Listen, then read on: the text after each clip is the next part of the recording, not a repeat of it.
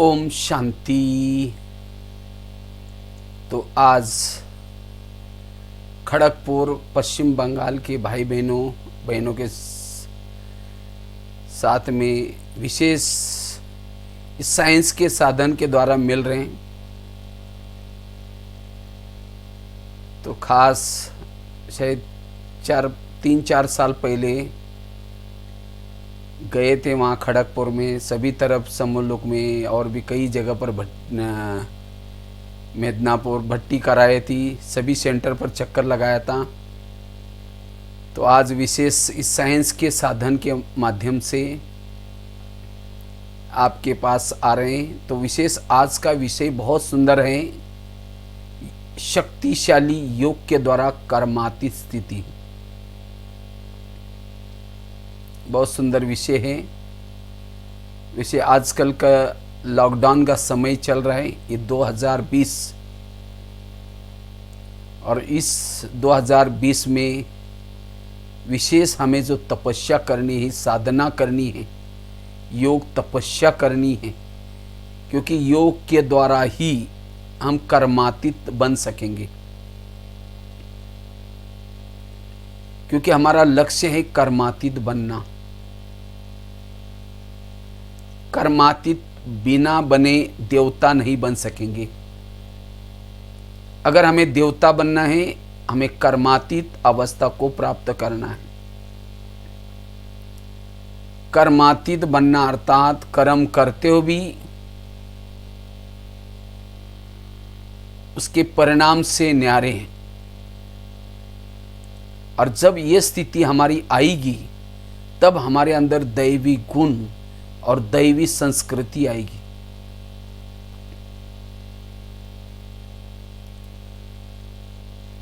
जब हम कर्मातीत बनेंगे, सभी कर्मेंद्रिय हमारी शीतल बन जाएगी। कर्मातीत अवस्था के द्वारा ही हम विकारों पर विजय प्राप्त कर सकेंगे। कर्मातीत स्थिति के द्वारा ही हम निरंतर योगी बन सकेंगे। कर्मातीत स्थिति से हमें अति इंद्रिय सुख मिलता है। कर्मातीत स्थिति अर्थात मान, अपमान, निंदा, स्तुति, इन सब से परे की स्थिति। इस संसार में रहते हुए भी संसार से न्यारे हैं।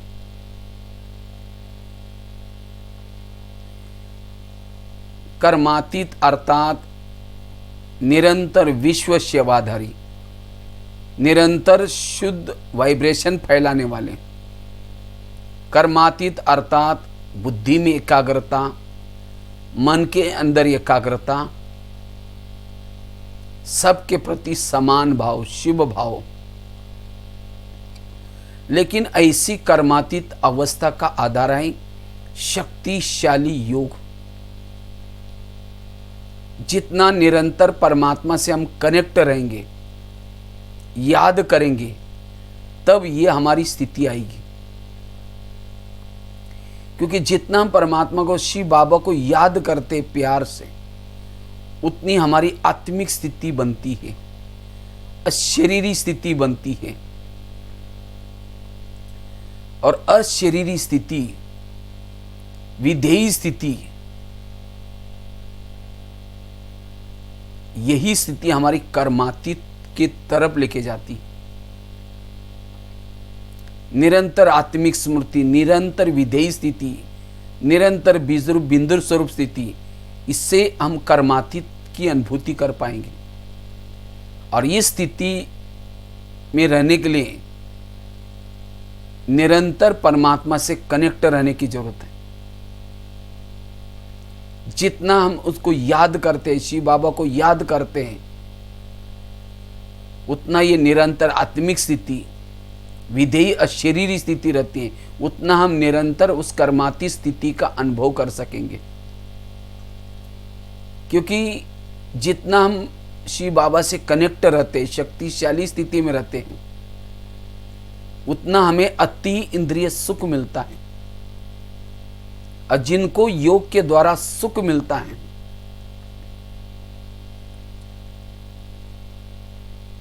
उनके बुद्धि का भटकना बंद हो जाता है, मन का भटकना बंद हो जाता है,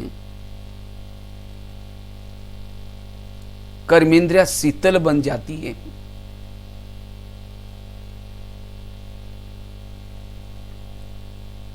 तो याद से ही हमारी आत्मा की बैटरी चार्ज होगी और जिससे हमारी कर्माती स्थिति आती जाएगी। अब हमें वापिस जाना है, फरिश्ता बनना है। बाबा ने कहा कि फरिश्ता बिना बने देवता नहीं बन सकेंगे। फरिश्ता अर्थात इस दुनिया में रहते हुए भी जिसकी मन बुद्धि सदा उपराम है, इस फर्श में रहते हुए भी बुद्धि इस फर्श से परे है, सदा परमात्मा के साथ कनेक्ट। और जितना कनेक्ट रहेंगे उतना हम लाइट माइट बनते जाएंगे, उतना हमारे जन्म जन्मांतर के जाने अनजाने जो विकर्म किए वो कम होते रहेंगे, खत्म होते रहेंगे और भविष्य में विकर्म से बच जाएंगे और उतनी हमारी कर्मातीत स्थिति आती जाएगी। तो इसलिए कर्मातीत बनने का आधार है शक्तिशाली याद, क्योंकि आत्मा जन्म लेते लेते धीरे धीरे आत्मा की लाइट कमजोर हो गई, पूरा देह भान जागृत हो गया, इसीलिए आसुरी अवगुण आसुरी शक्ति आ गई। तो इससे आसुरी अवगुण का अंधकार मिटाना है, लाइट प्रकाश फैलाना है। तो पर जितना याद की यात्रा करते, योग करते, मेडिटेशन करते हैं, उतना परमात्मा की लाइट हमारे आत्मा के अंदर आती है, हमारी आत्मा की बैटरी चार्ज हो जाती है और जिससे हम लाइट माइट बन सकेंगे। इससे हमारी कर्मातीत स्थिति बनती जाएगी। इसीलिए कर्मातीत बनने के लिए हमें शक्तिशाली याद की यात्रा करनी है। इसीलिए मुझे लगता है हर मुरली में बाबा कहते हैं बच्चे योग लगाओ, याद की यात्रा करो, क्योंकि बाबा हमें कर्मातीत के तरफ लेके जाना चाहते हैं।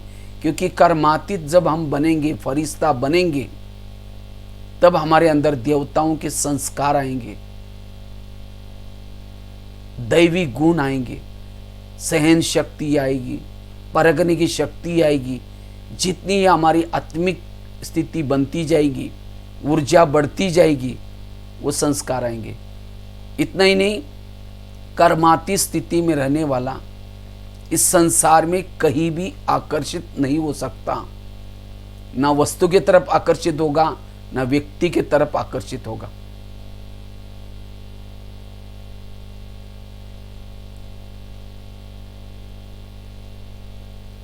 इसलिए हमें जितना जो टाइम मिलता है, अभी तो खास हमें जो टाइम मिला हुआ है, इस लॉकडाउन का टाइम मिला हुआ है, हमें विशेष याद की यात्रा में रह करके याद के द्वारा कर्मातीत स्थिति के नजदीक जाना है।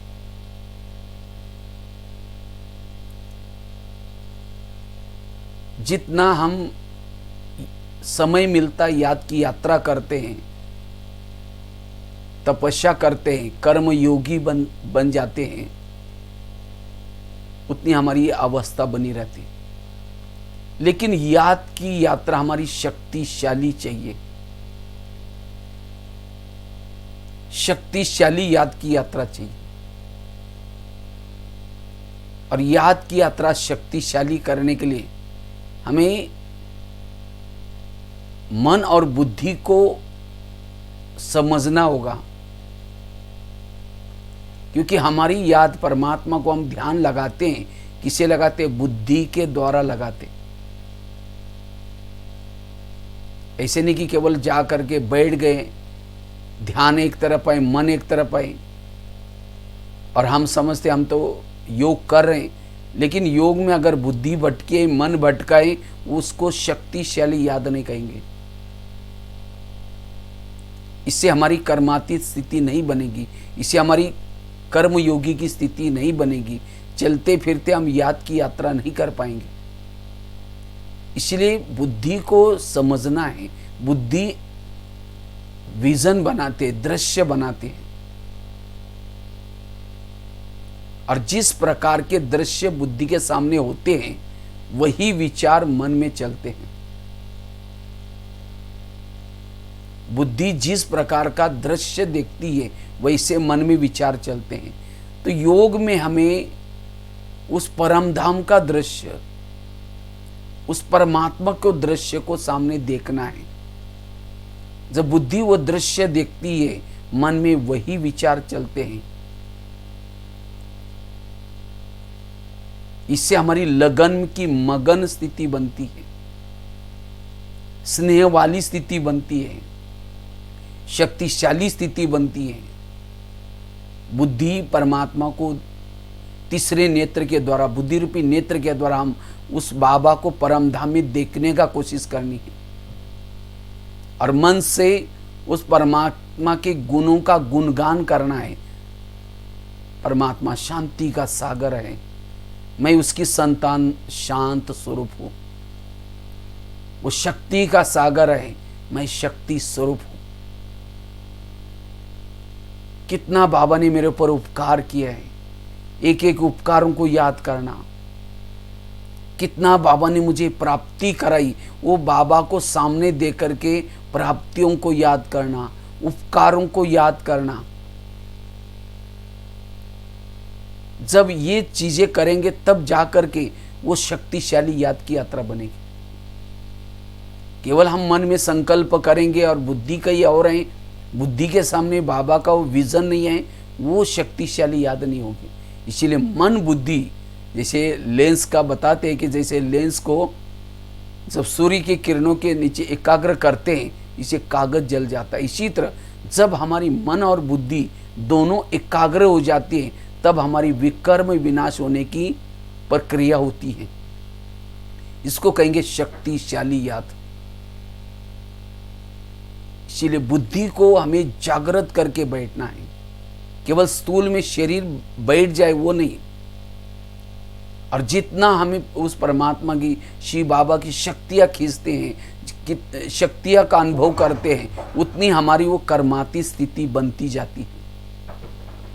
तो कर्माती स्थिति बनाने के लिए हमें याद की यात्रा को शक्तिशाली बनाने की जरूरत है। इसीलिए वो विजन, नहीं तो होता क्या है, जब हम योग में बैठते हैं बुद्धि के सामने कोई विजन नहीं, कोई दृश्य नहीं, सीधा बैठेंगे, मन को विचार देंगे, मैं आत्मा हूँ, मैं शांत स्वरूप हूँ, मैं शक्ति स्वरूप हूँ, मैं आनंद स्वरूप, मन में विचार देंगे, लेकिन बुद्धि कहाँ है क्या है वो नहीं। फिर जब विचार देना बंद करते हैं, फिर जो भी कुछ हमें लेना देना होगा, कुछ किसी से मिलना होगा, वो विचार सामने आते हैं, वो दृश्य सामने आते हैं, फिर उसके बारे में विचार चलते हैं। फिर कहते हैं ये क्या हो गया, मैं तो योग में बैठा हूँ, फिर कहे कि मैं आत्मा हूँ, शांत स्वरूप हूँ। इसीलिए पहले बुद्धि रूपी कैमरे की सेटिंग करनी है। अगर मुझे अव्यक्त वतन में जाना है, जब योग में बैठेंगे बुद्धि के सामने उस अव्यक्त वतन का दृश्य सामने इमर्ज करो, और अव्यक्त वतन का दृश्य इमर्ज करके अव्यक्त वतन में उस अव्यक्त बाबा को देखने की कोशिश करो। परम धाम में जाना है, परम धाम का दृश्य इमर्ज करके परम धाम में शिव बाबा को देखने का हमें क्या करना है, प्रयत्न करना है। बुद्धि जानी जरूरी है ऊपर। जब बुद्धि जाएगी मन अपने आप पीछे जाएगा। जब मन बुद्धि एकाग्र होकर के हम ध्यान लगाते हैं, योग लगाते हैं, इससे हमारे अंदर वो लाइट, वो माइट वो आती है। इससे हमारी धीरे धीरे अशरीरी स्थिति, विधेय स्थिति, बिंदु स्वरूप बीजरूप स्थिति बनती रहती है। और ये स्थिति को जितना नेचुरल रखेंगे उतनी हमारी वो कर्माती स्थिति की अनुभूति होती रही। बुद्धि सिवाय परमात्मा के कहीं भी प्रभाव में ना आए, ना व्यक्ति के प्रभाव में, ना कोई वस्तु के प्रभाव में। अगर बुद्धि इधर बुद्धि के ऊपर कोई चीजों का प्रभाव है तो योग में बैठ नहीं सकेंगे। बैठेंगे शरीर बैठेगा, मन बुद्धि नहीं बैठेगी। और जितनी मन बुद्धि परमात्मा के साथ लगेगी, देखेगी उसको, उससे हमें ताकत मिलेगी। तो पहले हमें बुद्धि को समझना होगा कि बुद्धि है ही क्या। जैसे अभी मैंने आपको कहा कि इसी समय आप अनुभव करो, आप ओम शांति भवन के सामने खड़े हैं। वैसे तो अभी बैठे खड़गपुर में, आसपास में बैठे हैं सभी लोग, अपने अपने कोई घरों में बैठे, कोई सेंटर पर बैठे हैं। लेकिन इसी समय मैंने आपको कहा आप माउंट आबू के ओम शांति भवन को देख रहे, बुद्धि के द्वारा। ओम शांति भवन, पीछे बैकग्राउंड में पहाड़ी है, सफेद कलर किया हुआ है ओम शांति भवन को। दो साइड पर दो योगी की गुंबज है, बीच में जो गेट है, गेट से आप अंदर जा रहे हैं और जाकर के ओम शांति भवन के अंदर गए। वरांडे में एक बहुत सुंदर स्वर्ग का मॉडल बना हुआ है, वो देख रहे। वो देख करके आप ओम शांति भवन के अंदर प्रवेश किया। लास्ट में एक बहुत सुंदर घड़ी का चित्र है। सतयुग, त्रेता, द्वापर, कलयुग इसका कलर करके घड़ी बनाई है, समय की घड़ी। उसको आप देख करके फिर नीचे आए, पांडव भवन में आए, शांति स्तंभ के पास। शांति स्तंभ मार्बल का बना हुआ है, उसके ऊपर लिखा हुआ है पवित्र स्तंभ, ज्ञान स्तंभ, शक्ति स्तंभ। वो देख करके आप धीरे से बाबा के झोपड़ी की तरफ जा रहे हैं। एक झूला भी है, उसको देख रहे हैं। झोपड़ी के अंदर गए, एक खत लिखता हुआ बाबा का फोटो है। वहां से आप बाबा के रूम में चले गए, जहां नीला सा ट्रांसलाइट है,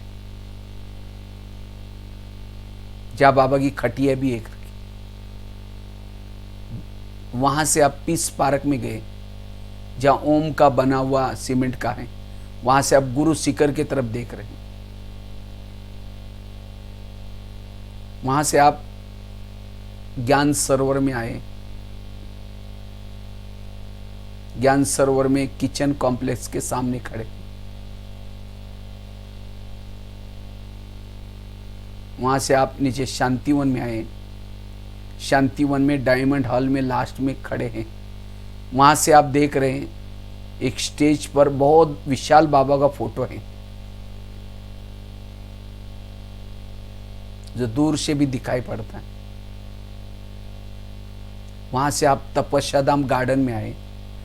तपस्या धाम गार्डन, वहां से पीछे मुड़ के एक पहाड़ी पर देखा, जहां लिखा हुआ है ओम शांति,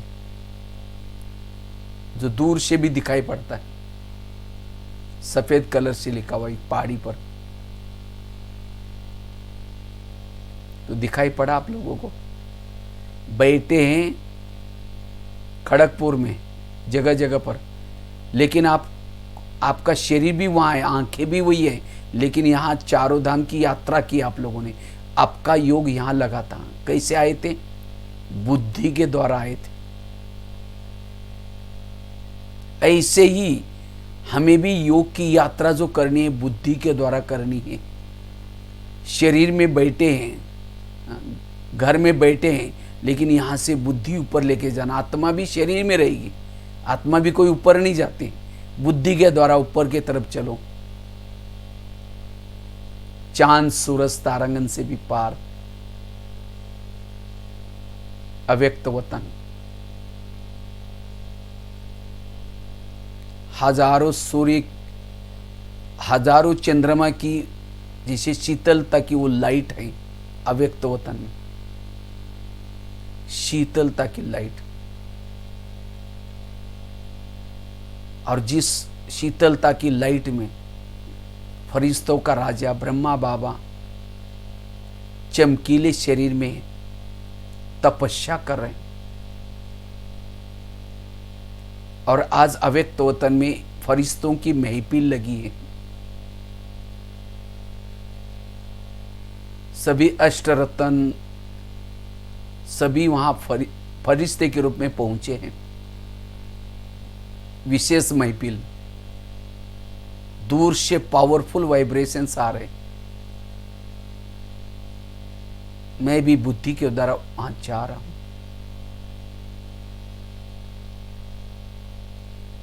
जैसे बाबा के नजदीक जाता हूं, बाबा की पावरफुल दृष्टि ले रहा हूं।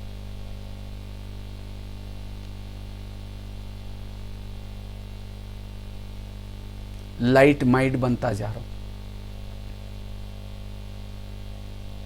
आज धन्य भाग्य है, अव्यक्त वतन में मुझे अष्टरत्नों का सानिध्य मिला। सबसे दृष्टि ले रहा हूं, लाइट माइट बनता जा रहा हूं।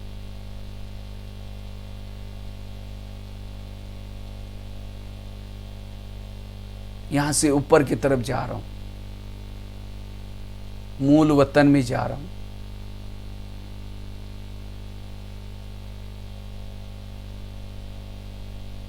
जहां शांति ही शांति है। जैसे मूल वतन में प्रवेश किया, मैं बिल्कुल जैसे कोई चार्ज हो रहा हूं। सर्वशक्तिवान के सानिध्य में जाता हूं, बिल्कुल ऊपर की तरफ।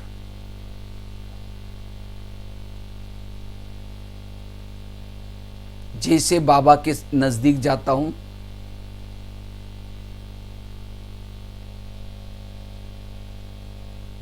सर्वशक्तिवान की किरणों से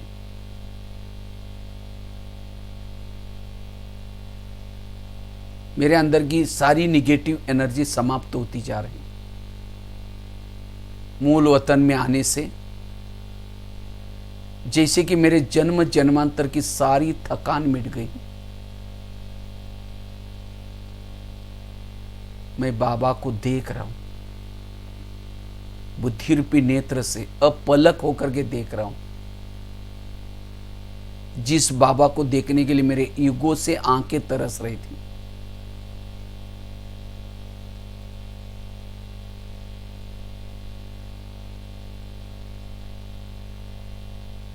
बाबा ने ज्ञान का डमरू बजा बजा करके सारे अगम निगम के भेद खोले, मेरे पर अनंत उपकार किए।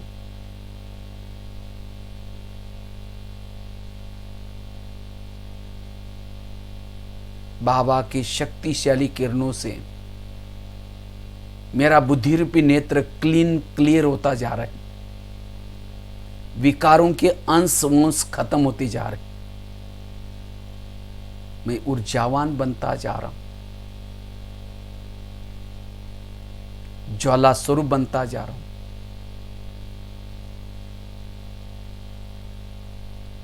यह मैं प्रभु मिलन कर रहा हूं। अब यह प्रभु मिलन करके वापिस मैं धीरे धीरे इस भौतिक जगत के भौतिक शरीर में आता हूं। जैसे मैंने शरीर में आया, शरीर की सारी कोशिकाएं भी चार्ज हो गई। मैं ऊर्जावान आत्मा हूं। अब इस ऊर्जा को विश्व में फैलाऊंगा।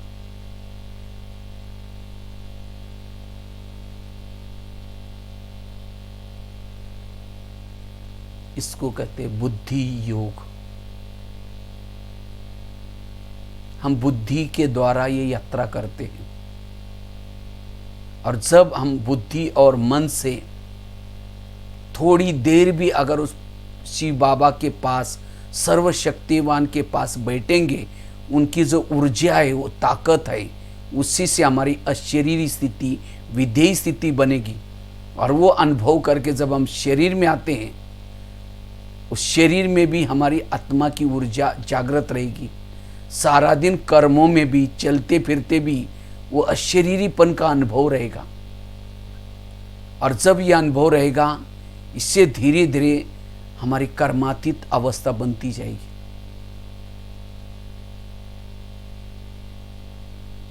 इसलिए तपस्या जरूरी है, योग जरूरी है। कितना घंटा बैठे वो मतों का नहीं, लेकिन जितना भी घंटा बैठे बिल्कुल शक्तिशाली बुद्धि रूपी आंख खोल करके, स्थूल आंखें खोल करके योग करना है।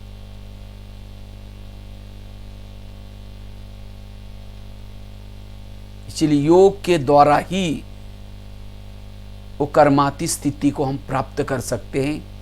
कर्माती स्थिति का आधार है पहले अशरीरी विधेयी बिंदु स्वरूप बीजरूप स्थिति की अनुभूति,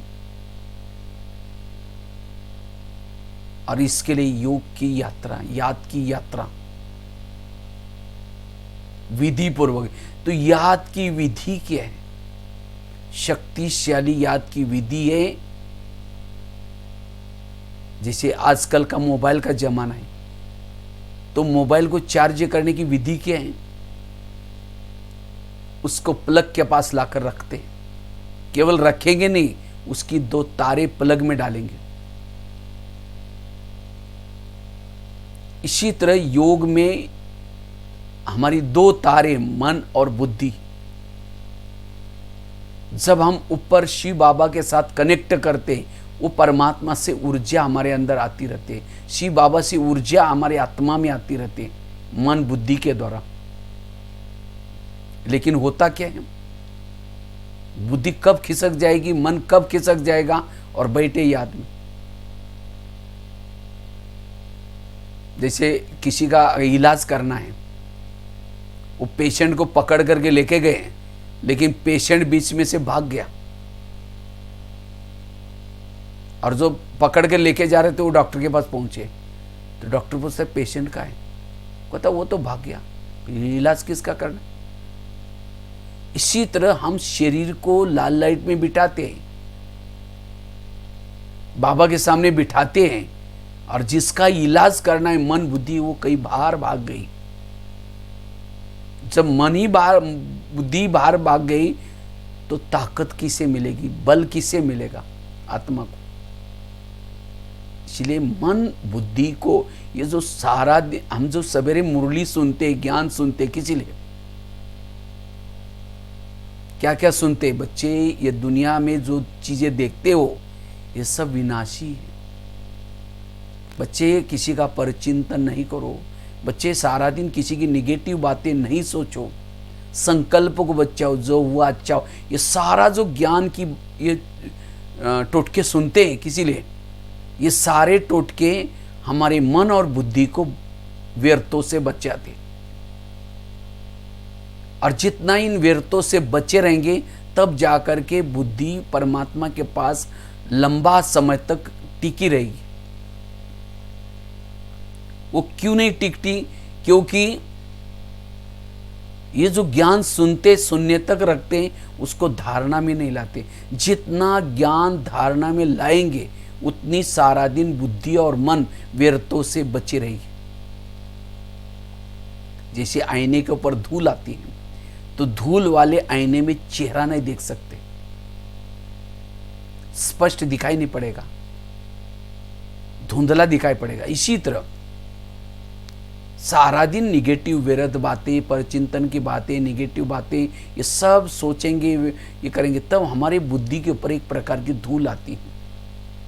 और धूल वाले बुद्धि में ना वो परमधाम का विजन दिखता है, ना परमात्मा का विजन दिखता है। बुद्धि भटकते, मन भटकता है। और जब मन बुद्धि भटकेगी, भले हम 1 घंटा 1.5 घंटा योग में बैठते हैं, शरीर तो बैठता है, लेकिन मन बुद्धि नहीं बैठती। और जब मन बुद्धि नहीं बैठेंगे, वो ताकत, वो ऊर्जा कैसे आएगी? वो अशरीरी स्थिति कैसे बनेगी? जब अशरीरी स्थिति नहीं, तो फिर कर्मातीत स्थिति कैसे बनेगी? फिर कोई ये थोड़ा अपमान करता फीलिंग हो जाता है, किसी की कमी कमजोरियां दिखती है, गुस्सा आता है, पुराने संस्कार जागृत हो जाते हैं। क्यों? हमारी मन बुद्धि ज़्यादा समय परमधाम में नहीं टिकी, इसीलिए आत्मिक स्थिति नहीं बनी, इसीलिए सारा दिन देह भान रहता है। इसीलिए हमें याद में बैठते समय अटेंशन से बैठना है। जैसे मैं मोबाइल की बात सुना रहा था, मोबाइल को प्लग के पास लाकर रखते हैं, दोनों तारे डालते हैं, स्विच चालू करते हैं तब वो बैटरी चार्ज हो जाती है। मोबाइल नहीं चार्ज होता था, उसकी बैटरी चार्ज हो जाती है। इसी तरह शरीर हमारा मोबाइल है, आत्मा इसकी बैटरी है। तो हमें इस शरीर रूपी मोबाइल को, आत्मा रूपी बैटरी को चार्ज करना है। उसको बाबा के कमरे में फोटो के सामने रख दिया। केवल रखने से नहीं चलेगा, लेकिन उसकी 2 तारे मन बुद्धि को बाबा में लगाना है, परम धाम में लगाना है। और केवल लगाना नहीं, स्मृति का स्विच चालू करो। बाबा ने मेरे ऊपर कितना उपकार किया, बाबा ने मुझे क्या से क्या बनाया। बुद्धि बाबा को देखते रहे और उपकारों को याद करते रहे, प्राप्तियों को याद करते रहे। तब वो लगन की मगन वाली अवस्था बनती है, तब शक्तिशाली स्थिति बनती है। केवल मन से संकल्प नहीं करना, लेकिन बुद्धि भी वो अनुभव करे। और ये दोनों जो प्रक्रिया रहती है, तब जाकर के वो बाबा की शक्ति का अनुभव हम करते हैं। इसीलिए जब भी योग में बैठने के लिए जा रहे हैं, अपने बुद्धि से बातें करते चलो।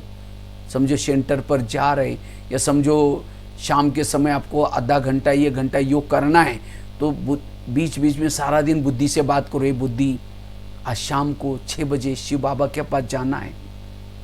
तुम कितनी भाग्यशाली हो।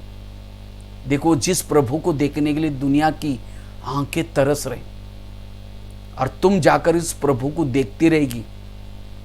1 घंटा तक तुमको वहां बैठने का मौका मिलेगा, लेकिन ये बुद्धि, ये मौका तुम मिस नहीं करना।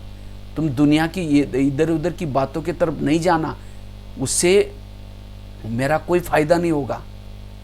तुम उस प्रभु को देखते रहना, मुझे भटकाना नहीं है। ऐसे हमें बुद्धि को क्या करना है, क्योंकि बुद्धि आत्मा का मंत्री है। बुद्धि और मन का भी बॉस है बुद्धि। अगर बुद्धि, विवेक जब जागृत होकर के बैठेंगे, अगर बुद्धि वहां से इधर उधर हिलेगी नहीं, बुद्धि को लगे कि नहीं, मुझे उस प्रभु के पास मिलना है, प्रभु इतनी बड़ी शक्ति है, संसार में सबसे सुंदर है, सबसे शक्तिवान है, मुझे उसको देखने में लगना है। अगर बुद्धि में एक बार आ जाए, तब योग लगाना इजी है। इसीलिए विवेक को जागृत करके, और जागृत करो, अब विनाश का समय नजदीक आया है। अगर हे बुद्धि तुम इधर उधर भटकेगी, मुझे कितनी सजा मिलेगी, क्योंकि मेरे ऊपर और विकर्मों का बोझ है। इसीलिए हे बुद्धि तुम जागृत होकर के वो प्रभु के पास रहना। ऐसी ऐसी बातें जागृत करके योग में जब बैठेंगे, तो बुद्धि मेरी योग में है या नहीं है कैसा पता चलेगा। लाल लाइट है, योग में है, ऐसी कोई बात नहीं। आंखें फोटो को देख रहे हैं, ये भी ऐसे नहीं कि योग में बैठे हैं। आपकी बुद्धि क्या देख रहे वो इंपॉर्टेंट है। आंखें क्या देख रहे वो इंपॉर्टेंट नहीं है। बुद्धि रूपी आंखें किसको देख रहे,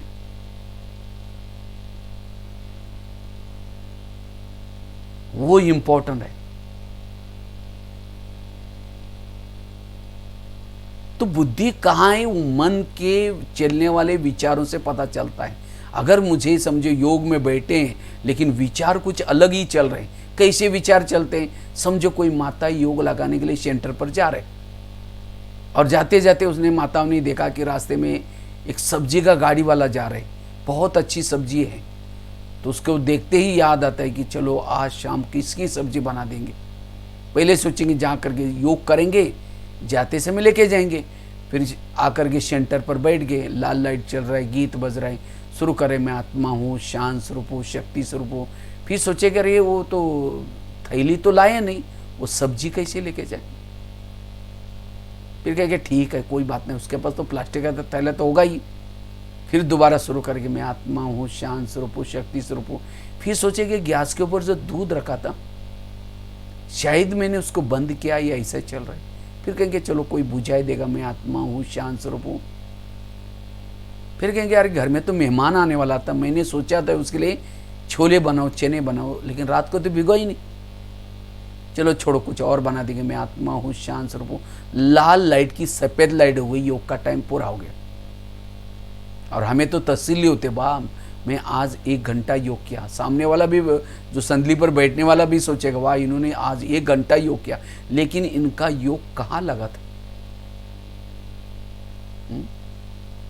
वो बाबा वाला योग नहीं था, वो सब्जी वाला योग या छोले वाला योग चल रहा था। अगर ऐसा योग हम करेंगे तो हमारी आत्मिक स्थिति, अशरीरी स्थिति नहीं बनेगी। इससे फिर हम कर्मातीत अवस्था का भी अनुभव नहीं कर पाएंगे। फिर सारा दिन दूसरे के दोष दिखाई पड़ेंगे, हमारे खुद के पुराने संस्कार जागृत हो जाएंगे, फिर गुस्सा भी आएगा। फिर कभी लगता है दिल शिकस्त होते हैं, हम तो इतना दिन से ज्ञान में चल रहे हैं, योग भी करते, मुरली भी सुनते, फिर भी मेरे संस्कार नहीं बदल रहे, बाबा मुझे मदद नहीं कर रहे। इतना ही नहीं, कई ऐसे बीके भाई बहने जो घरों में जाते हैं, घर वाले क्या कहते हैं, ये मुसीबत आ गई। ज्ञान में चल रहे, ओम शांति में जाते हैं, लेकिन उनको मुसीबत समझते। क्यों? क्योंकि उनके संस्कार ही नहीं बदले। क्यों नहीं बदले? क्योंकि योग में वो अटेंशन से नहीं बैठ रहे। इसलिए हमें योग में केवल ज्ञान सुनना नहीं, लेकिन योग को अच्छी तरह करने से हमारे संस्कार बदल जाएंगे। जब हमारे अशरीरी स्थिति बनती है, विदेही स्थिति बनती है, ऐसी आत्मा ही भविष्य में आने वाले विकराल विनाश का सामना कर सकेंगे। जो कर्मातीत है, दुख दर्द का भी, क्योंकि द्वापारी से लेकर के जाने अनजाने हमारे से भूले हुए विकर्म हुए, और जब तक इस विकर्मों को खत्म नहीं करेंगे तब तक वापिस परम धाम में कोई नहीं जा सकता। चाहे प्रकृति के हिसाब किताब, चाहे लोगों के हिसाब किताब, पुराने संस्कारों के हिसाब किताब, हमें वो सब चुक्त करना है।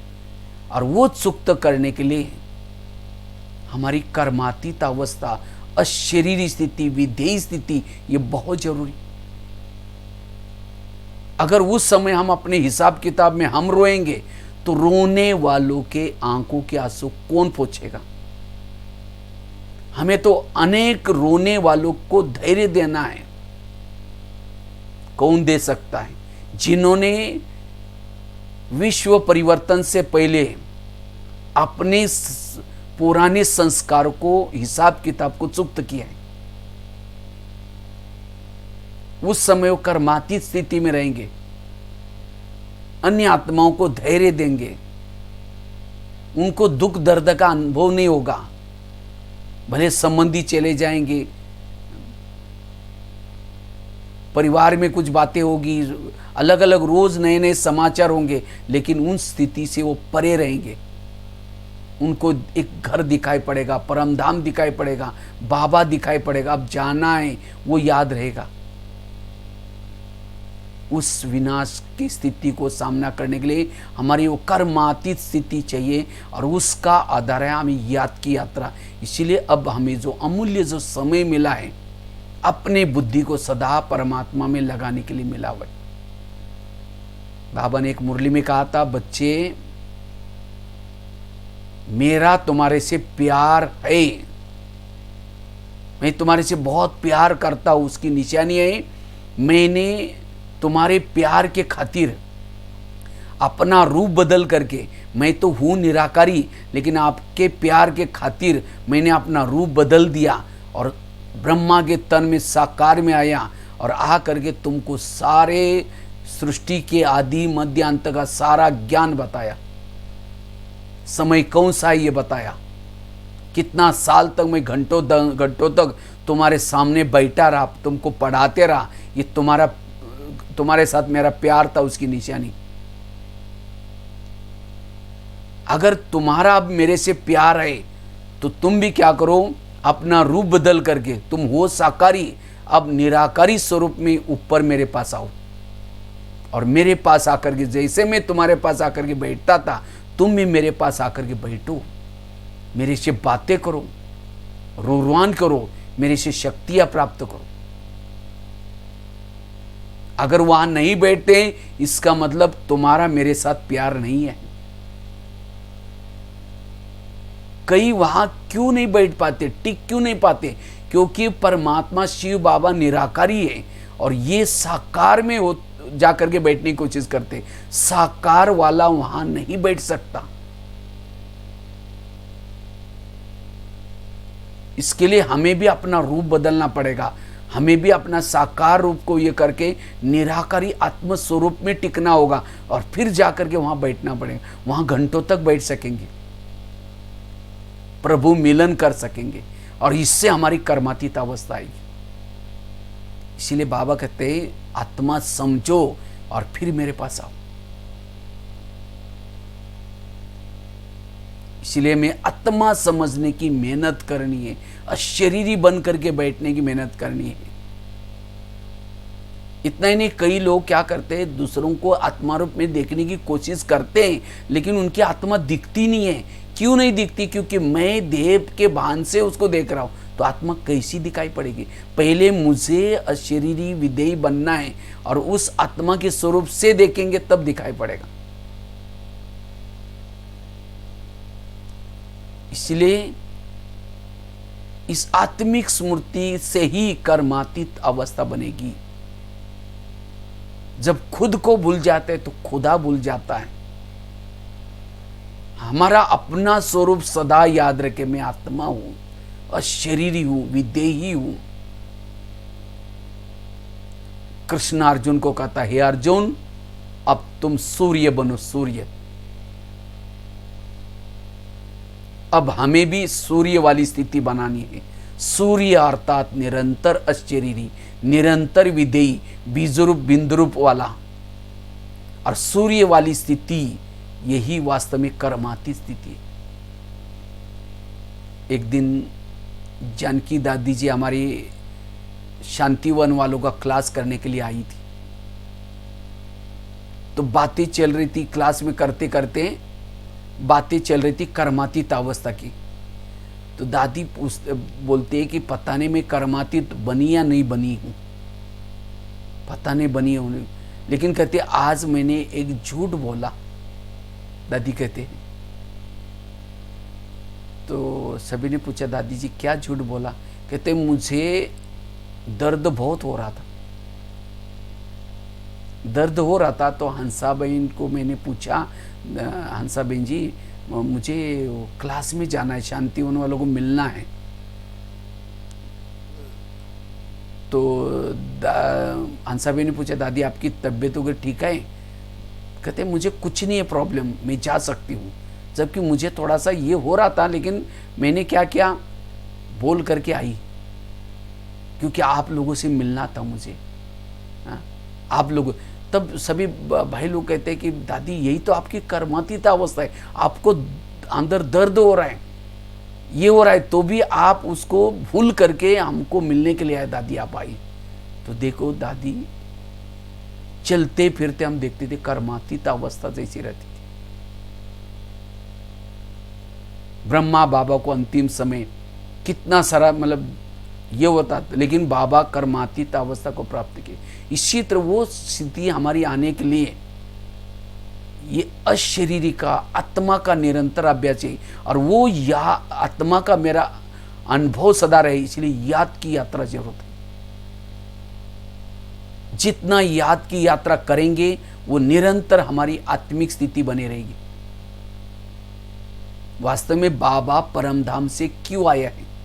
हमें अशरीरी बनाने के लिए आए, विधेयी बनाने के लिए आए। सतयुग आएगा कब? जब हम विधेयी बनेंगे, अशरीरी बनेंगे, तब सतयुग आएगा।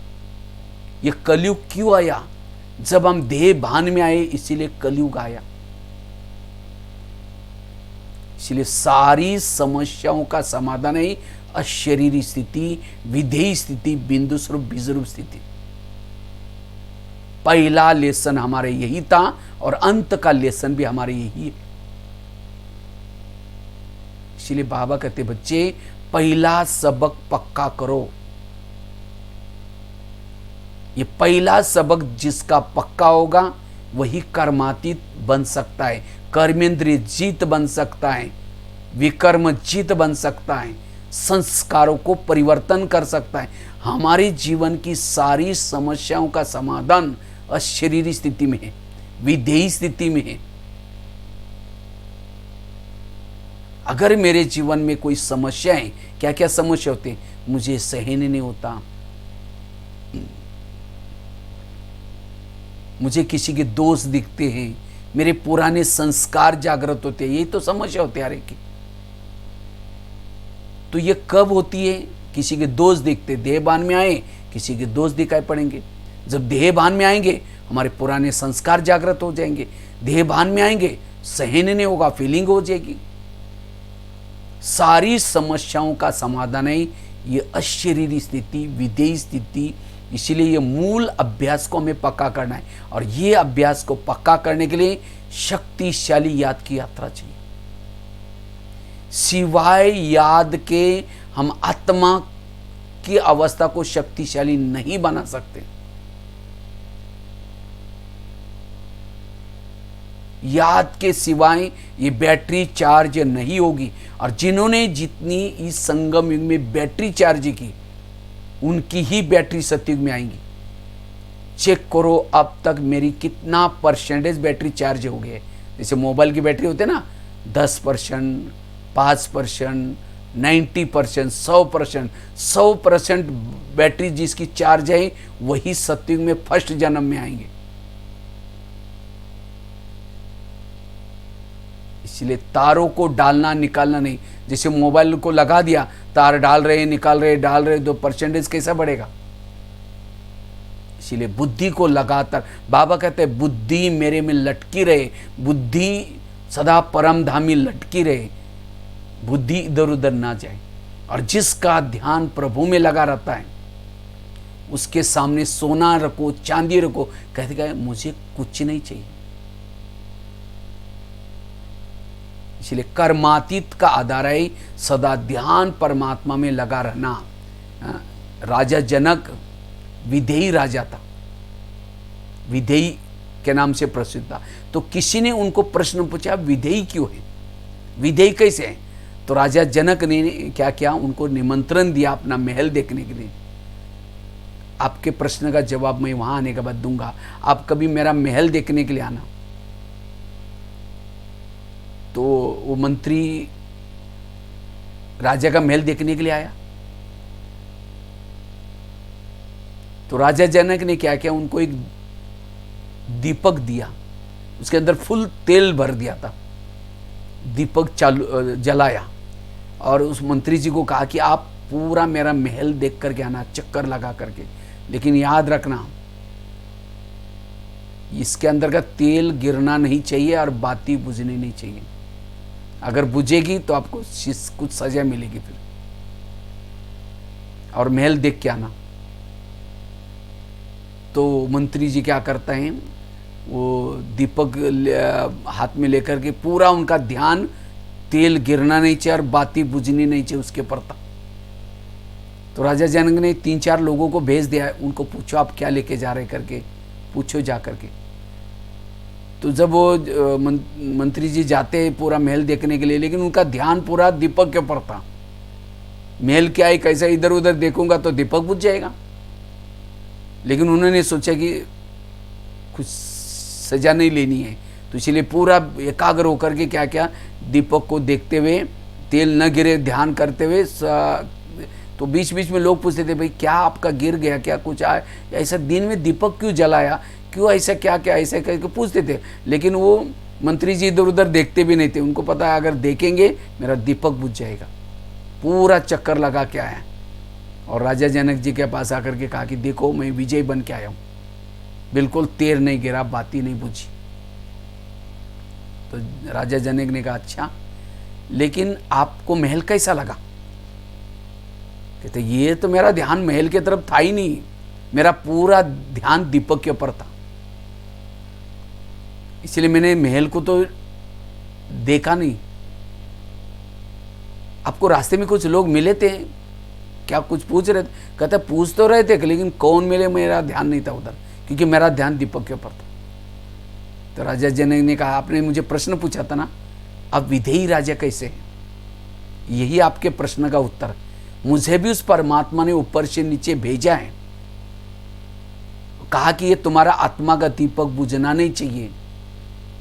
बाकी मेरे महल, ये संपत्ति, ये समस्या, ये प्रॉब्लम, ये सब मेरे दीपक को बुझाने के लिए है।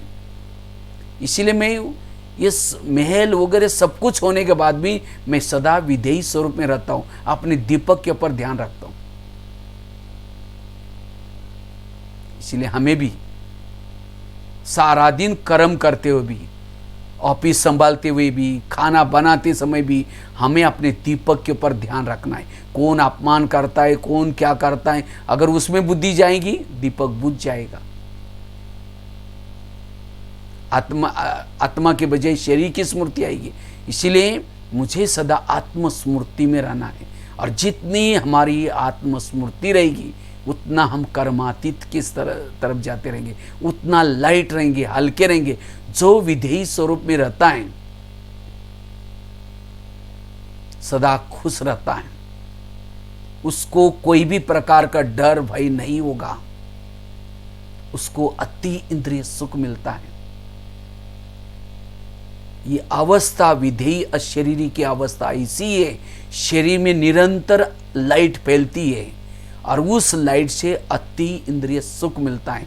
और जिसको ये अति इंद्रिय सुख मिलता है उसको सोना चांदी संसार की सारी बातें फीकी लगती है। जैसे कोई जिलेबी खाता है, उसको मुरमुरा दो फीका लगेगा।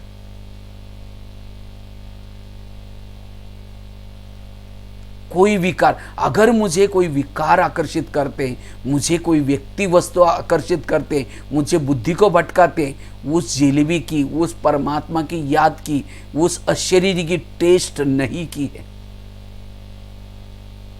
इतना ही नहीं, इस विधेयी स्वरूप में रहने वालों को सत्युग में जाना भी फीका लगेगा। कहेंगे मुझे सत्युग वगैरह कुछ नहीं चाहिए। उसका दिल गाएगा पाना था सो पा लिया। यह है तृप्त अवस्था, भरपूर अवस्था, संपन्न स्थिति, संपन्न और भरपूर। सत्युग से भी महत्व का जन्म है वर्तमान का हमारा।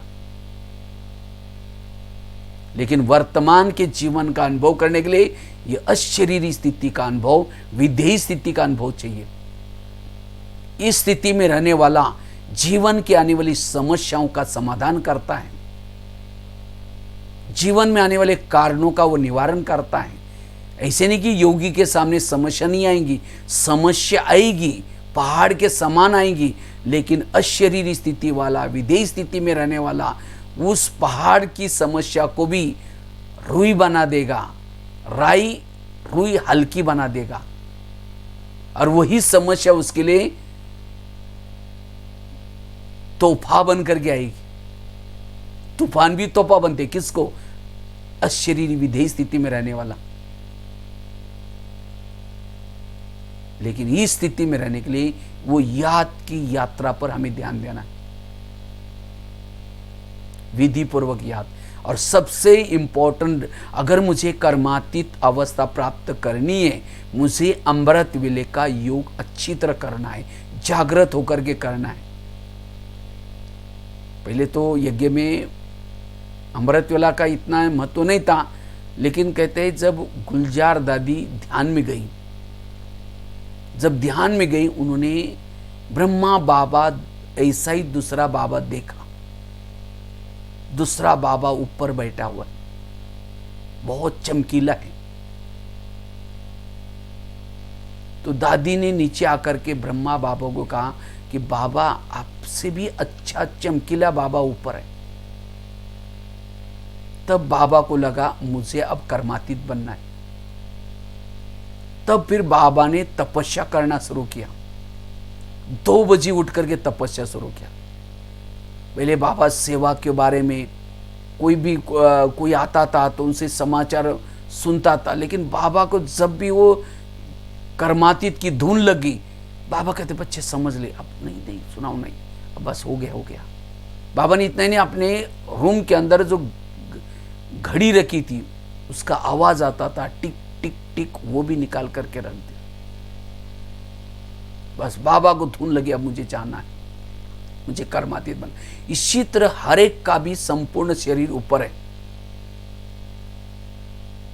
हमें भी ये धुन लगाने, अब मुझे ऊपर जाना है, मुझे भी कर्मातीत बनना है।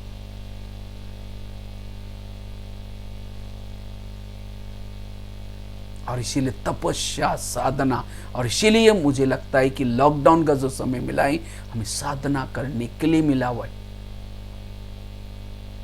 पहले तो बहाना करते थे, नहीं दीदी जी हमारे बच्चे स्कूल में जाते हैं, हम तो सब क्लास के समय नहीं आ सकते, नहीं दीदी जी दुकान खोलना पड़ता है।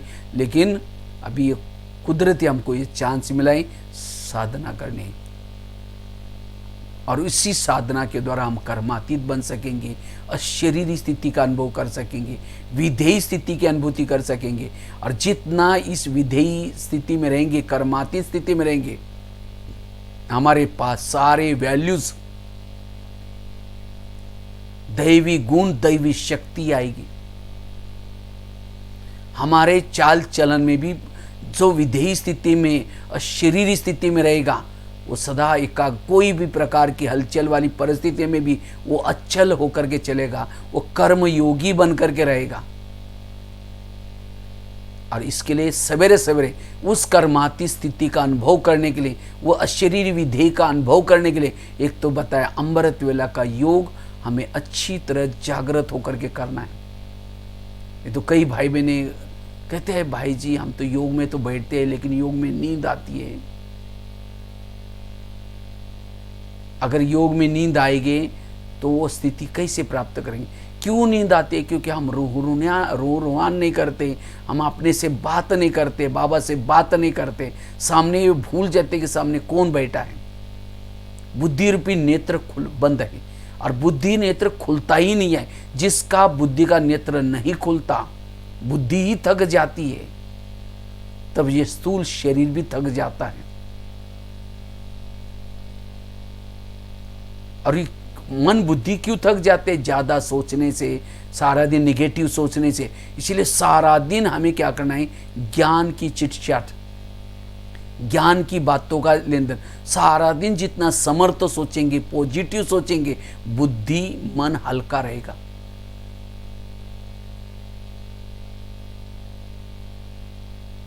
और जितना मन बुद्धि हल्का है उतना योग में बैठेंगे, हल्के होकर के बैठ सकेंगे। इसलिए अमृत वेला को अच्छी तरह करनी है। नहीं तो कई तो क्या करते हैं, योग लगाने के लिए जा रहे ऊपर की तरफ, मैं आत्मा हूँ, शांत स्वरूप हूँ, शक्ति स्वरूप हूँ, अब मैं जा रही हूँ चांद सूरज तारंगन के पार, वहां जाकर के झुटका लगा देंगे, नीचे कहाँ पहुंचेंगे? इसलिए अटेंशन से बैठो। अब कोई चेहरे के ऊपर कोई लिख रहा है, वो समझो कोई मेकअप कर रहा है, और जो सामने वाला झुटका लगा देगा, यहाँ का मेकअप ऊपर पहुंचे। इसी तरह अमृत वेला शिव बाबा गुप्त रूप में आपके बुद्धि में, आपके मस्तक में लिखता है, भाग्य लिखता है।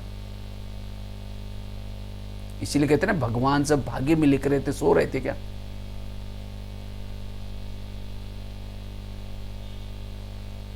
अमृत वेला जागृत होकर के करनी। सारा दिन जो व्यर्थ बातें, निगेटिव बातें, व्यर्थ सोचता है, वो अमृत वेला थक जाता है। अगर कर्मातीत की तरफ चलना है, मुझे भी अमृत वेला जागृत होकर के करनी है।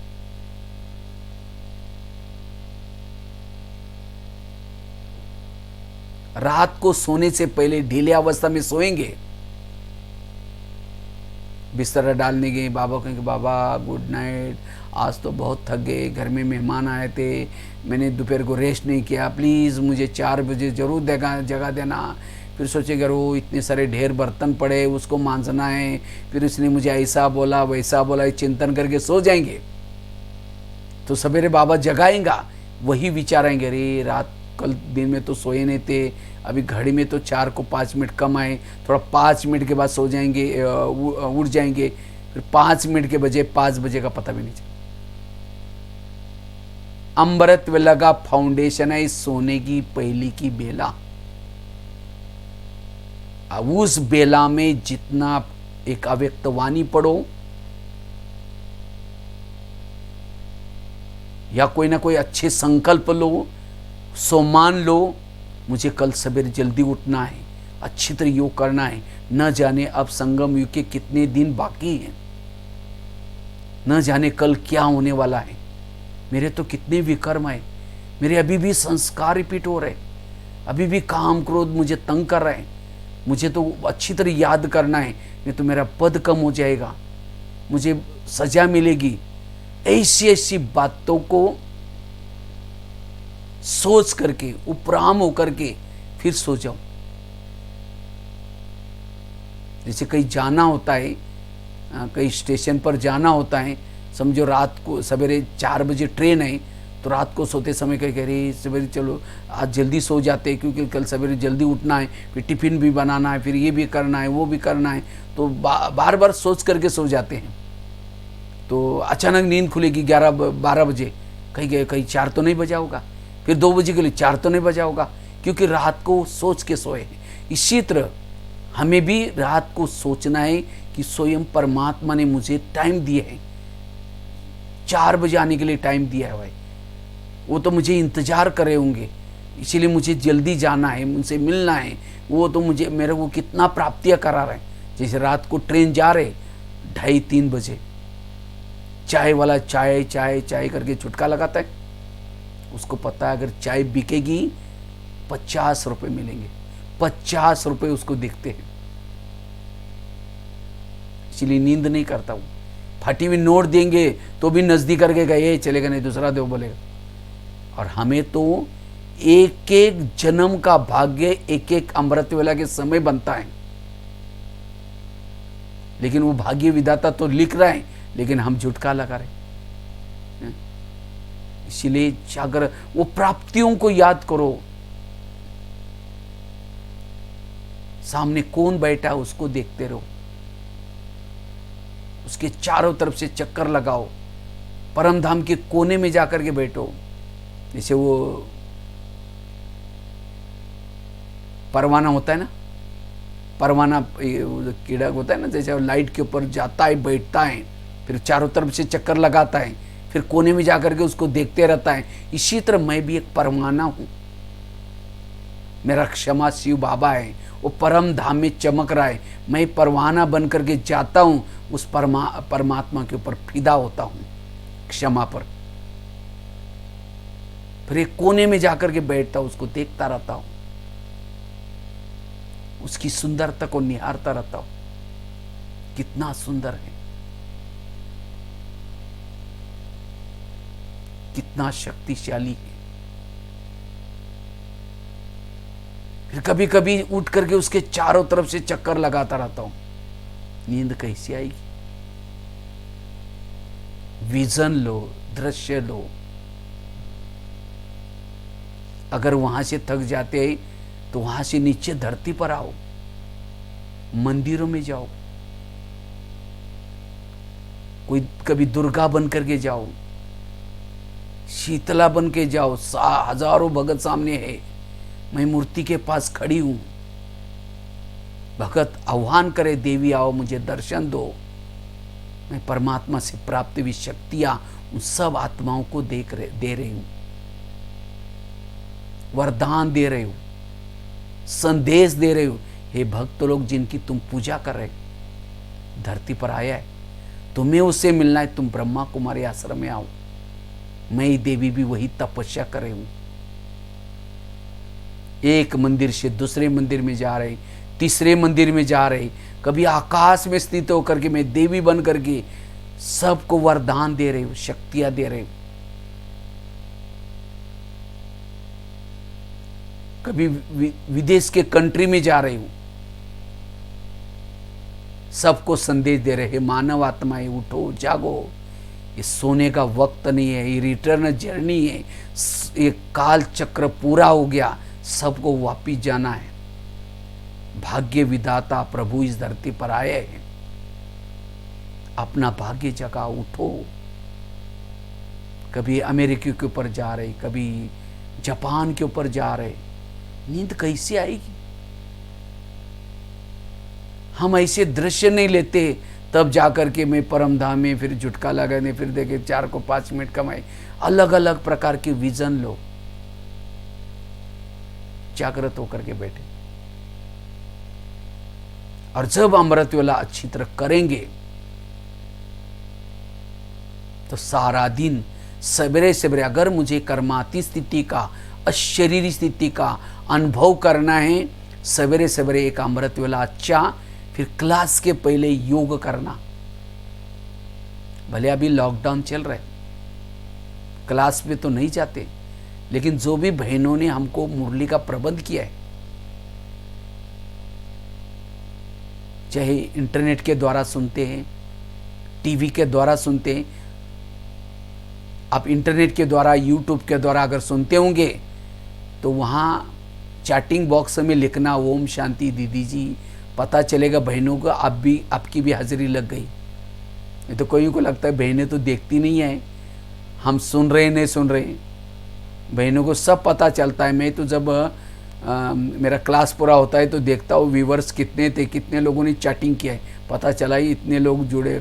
बहनें तो कहेंगे भाई जी बहुत अच्छा, थैंक यू, बहुत लोग जुड़े थे। हम देखते हैं कि कितने जुड़े थे, सब पता चलता है।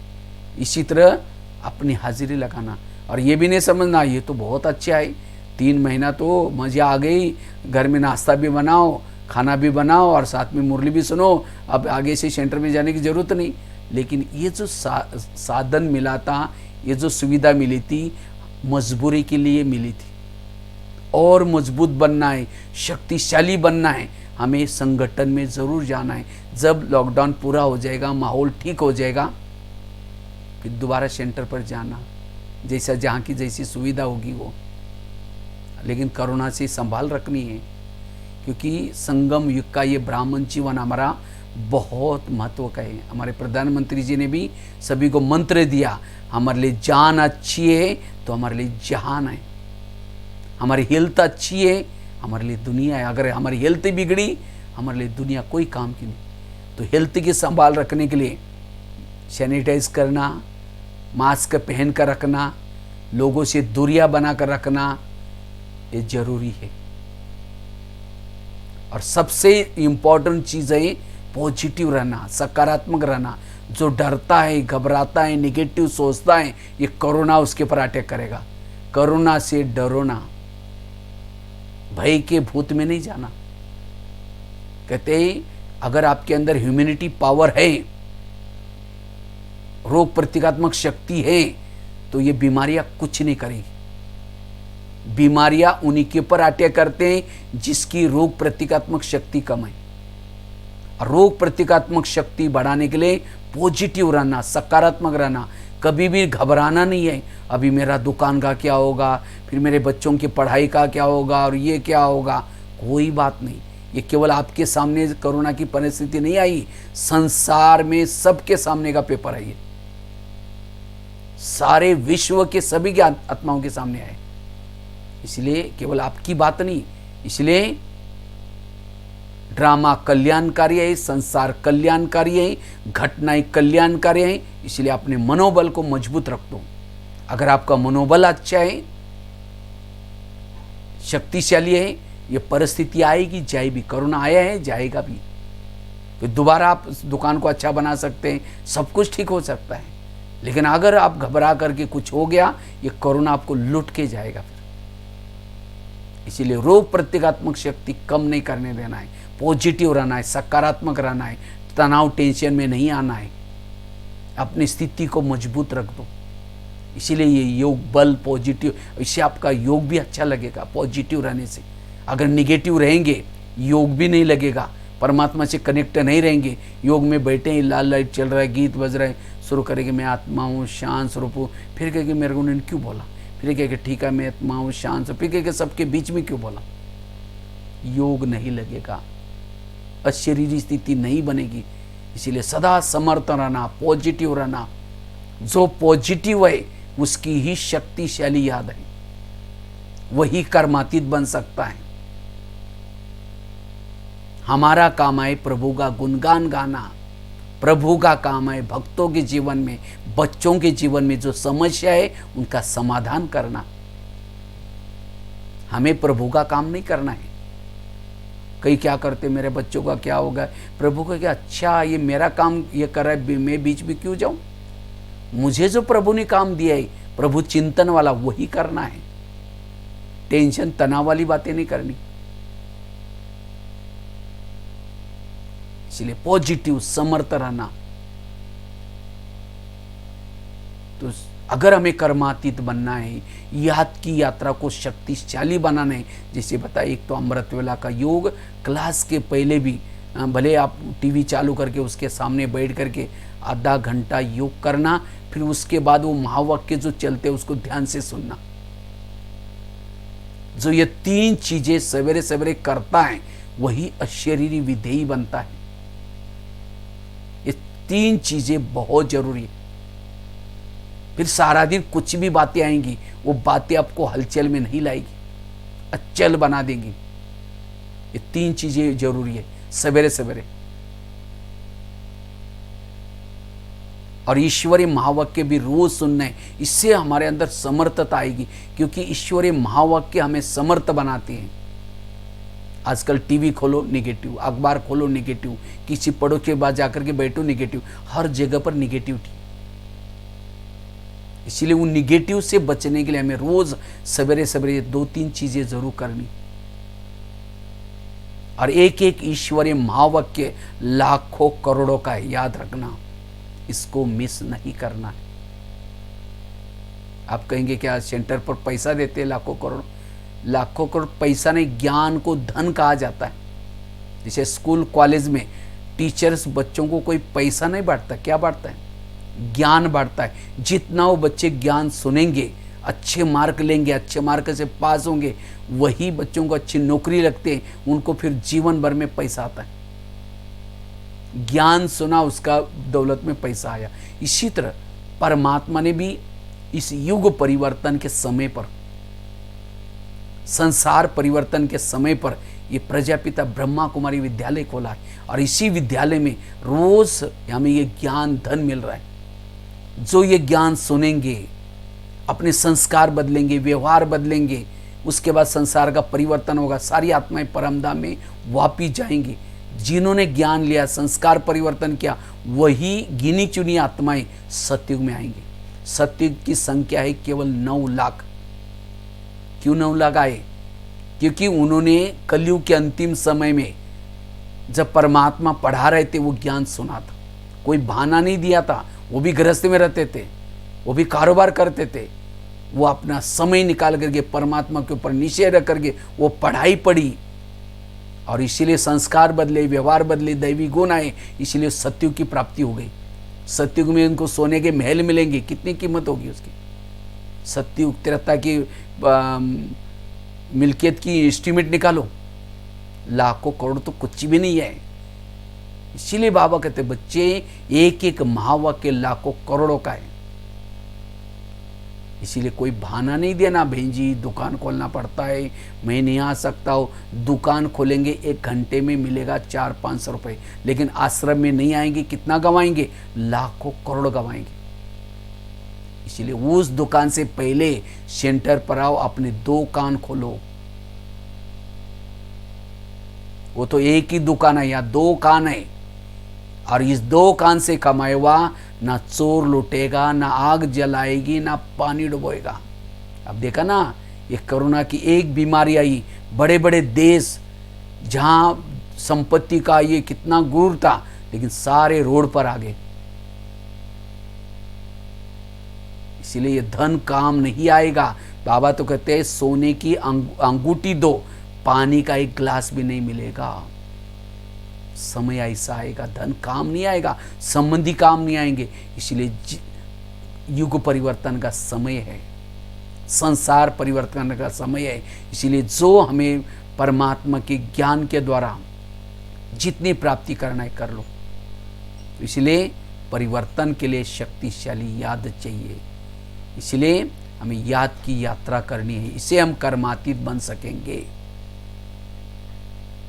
तो कर्मातीत स्थिति के लिए याद की यात्रा, तो एक तो हमें रात को सोने से पहले, साथ में बीच में ट्रैफिक कंट्रोल। इसलिए जितना याद की यात्रा करेंगे हमारी धीरे धीरे कर्माती स्थिति बनती जाएगी, निरंतर अशरीरी विधेयी स्थिति बनती जाएगी, निरंतर हम लाइट माइट बनते रहेंगे, निरंतर सदा विश्व में वायुमंडल बनाने की सेवा कर सकेंगे। इसलिए अपना समय इसमें लगाना है।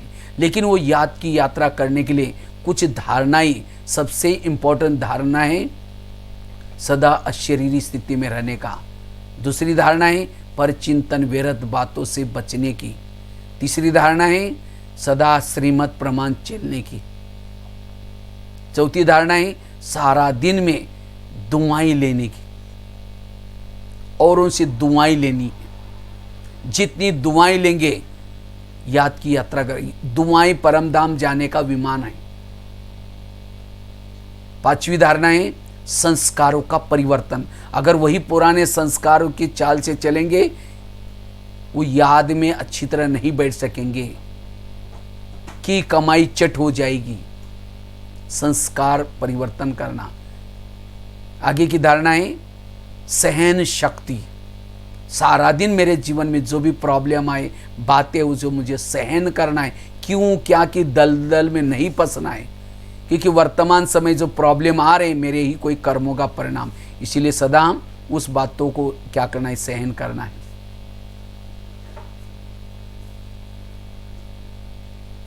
सदा सकारात्मक सोच। इसी तरह याद की यात्रा पर ध्यान देना है और कर्माती स्थिति को प्राप्त करना है। बाकी तो बातें तो बहुत हैं, लेकिन आप लोग जरूर याद की यात्रा पर अटेंशन देंगे। अपने बुद्धि को आप इस संसार से निमित्त मात्र, इस संसार में हमें छोड़ना नहीं, सब कुछ करना है, लेकिन निमित्त मात्र। दिल हमारा परमात्मा में लगे रहे और निमित्त मात्र यहाँ कर्म करते रहे। इसीलिए कृष्ण अर्जुन को कहते हैं, हे अर्जुन तुम कर्म कर, उसकी फल की आशा मत रख। इसलिए हमें कर्म करते रहना है, फल की आशा नहीं रखनी। इससे हम मान अपमान निंदा स्तुति में भी समान रहेंगे। ठीक है, बाकी तो बहुत सारी बातें और भी कभी मिलते रहेंगे। तो ज़रूर आप तपस्या करते रहेंगे, साधना करते रहेंगे और ये अवस्था बनाते रहेंगे। इसी के साथ साथ बहुत बहुत धन्यवाद, सेवा का मौका दिया। लास्ट में 2 मिनट याद की यात्रा करके पूरा करते हैं। सभी अपनी जगह पर कमर सीधी करके बैठेंगे।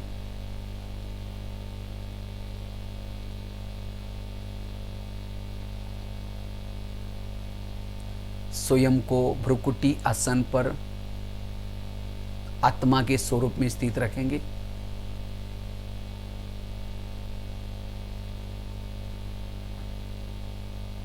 मैं ज्योति बिंदु आत्मा दोनों भ्रुकुटी में के बीच में बैठी।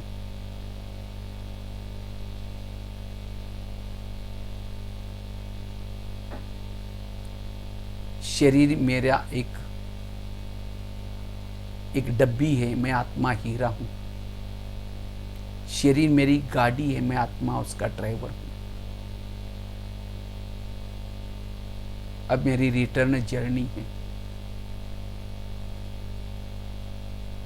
अब मुझे वापिस जाना है। अब इस संसार से मेरा बुद्धि का लंगर उठ चुका है। शिव बाबा ने मुझे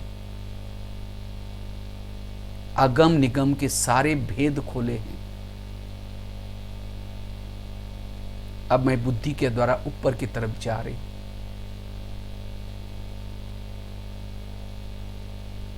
चांद सूरज तारंगन से भी पार, अव्यक्त वतन, फरिश्तों की दुनिया, फरिश्तों का राजा ब्रह्मा बाबा से मैं बुद्धि के द्वारा मिल रही। बाबा से मैं लाइट माइट ले रही हूं।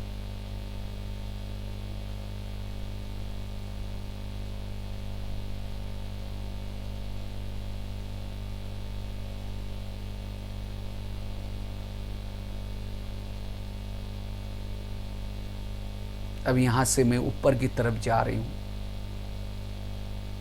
अपने मूल वतन में जा रही हूं।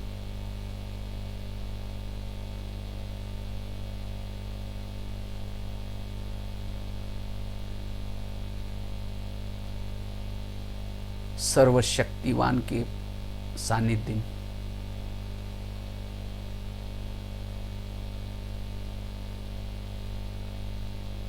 बुद्धिरूपी नेत्र से मैं बाबा को देख रही, निहार रही हूं।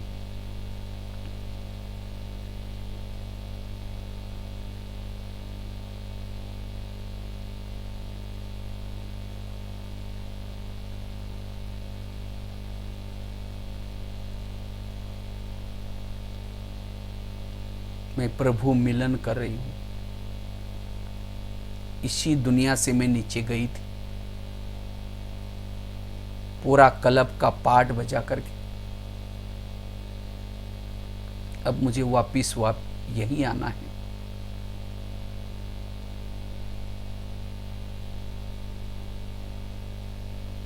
मैं अशरीरी हूं।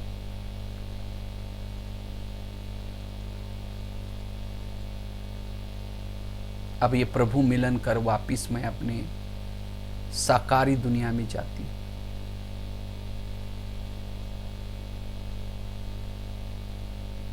मैं अशरीरी हूं,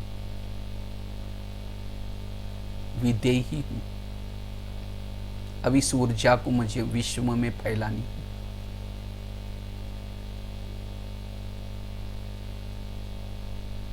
ओम शांति शांति शांति।